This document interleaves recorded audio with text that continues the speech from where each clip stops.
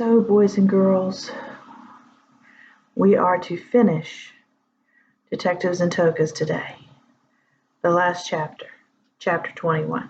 No, chapter 22. The Banks of the Rhine. So, they're going to tie up all the loose ends. We're going to find out what happened to everybody. If you remember, in the last chapter, Xanthippus and Vinicius, Caius' dad, had broken down the doors of Lukos/Tellus's house and saved the boys. And Tellus had escaped onto the roof, jumped from his roof to the baths of Diana and into the pool. Unfortunately for him, the pool no longer had water in it. He jumped too late, as Mucius had murmured. So we're going to find out. They're back in their classroom, and that's where we pick up today. Xanthippus stood up and tapped the knuckles of his middle finger on his desk. "Attention," he ordered. The boys fell silent, straightened up, and looked at him attentively. But inwardly they were sighing. Their vacation was over, and with it their adventure. Life was dull again. Outside the sun was shining and people were hurrying by with happy faces. Spring had come with full force. But what good was it? School came first. Spring had to wait. They sneaked glances outside. Across the street on Lukos' house there still hung the sign, Lukos, world-famous astrologist.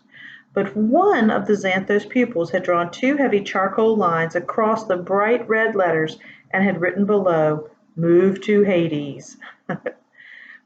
3 days had passed since Tellus moved to Hades. That means he died. 3 days.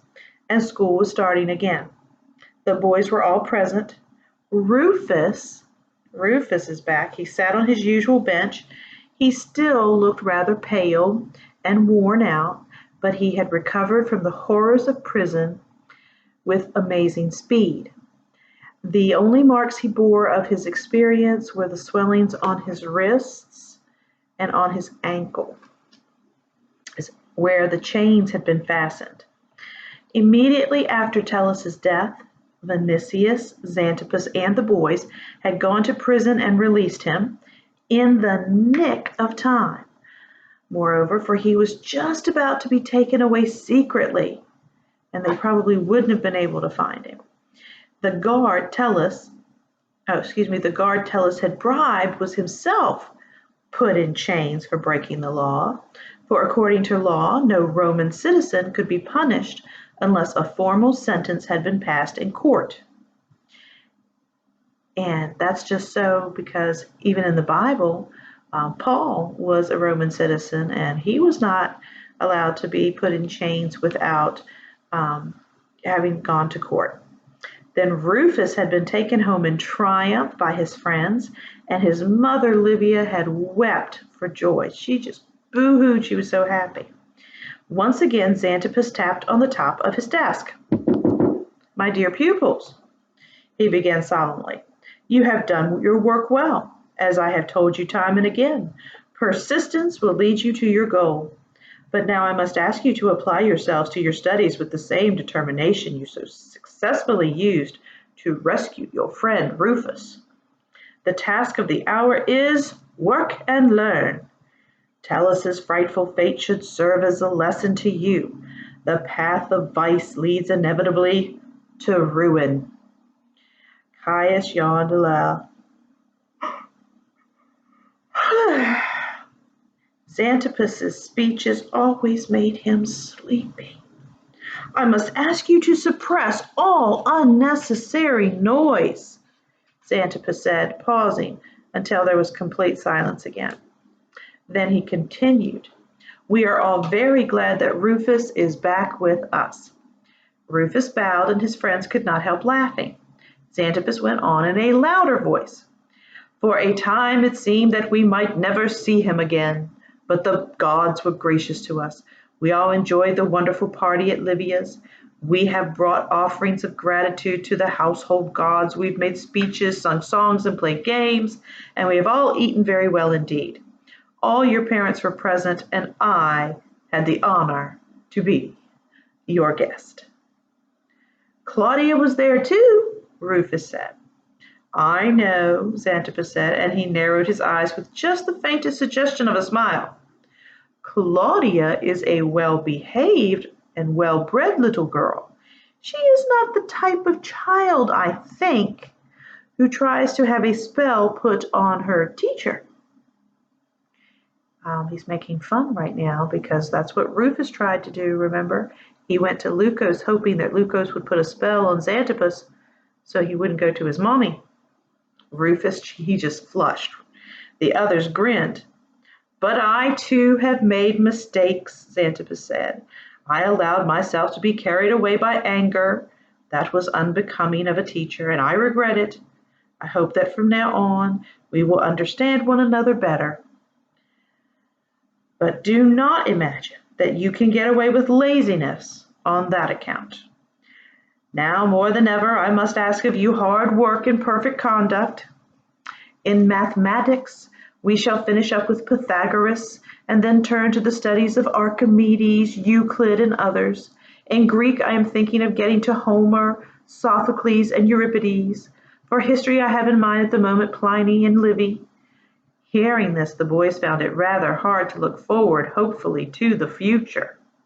They pulled long faces, but Xanthippus went on serenely. In order to round out our program, we shall not neglect the study of the earth and its peoples, and today, my young friends, we might well begin with geography. Protonius's great victory over the rebellious Gauls provided us with a golden opportunity to take a closer look at the country where the battle took place, and at the peoples that inhabit it. Who remembers what I taught you about the Gauls last time? Antonius? Present! Antonius blurted out, jumping up nervously.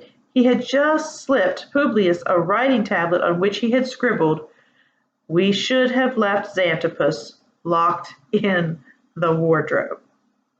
"Well, my son," Xanthippus said, "what do you know about the Gauls?"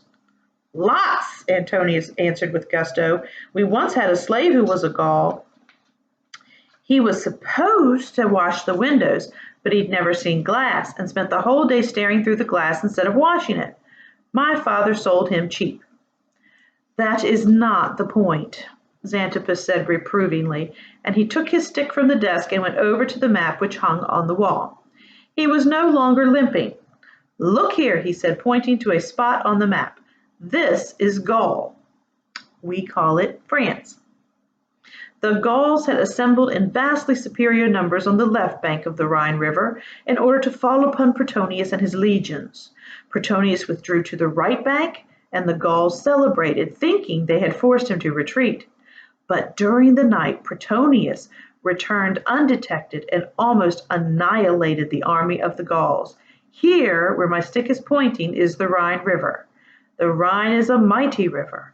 On both sides of it live hostile peoples. On the left bank the Gauls live, and on the right the Germans. He paused and called out angrily, "Caius!" Caius started, for he had been dozing. "Repeat what I have just said," Xanthippus ordered. "The Rhine, the Rhine," Caius stammered helplessly. "The Rhine is a river that has banks on both sides." Whew. The others roared with laughter. "Quiet!" Xanthippus thundered.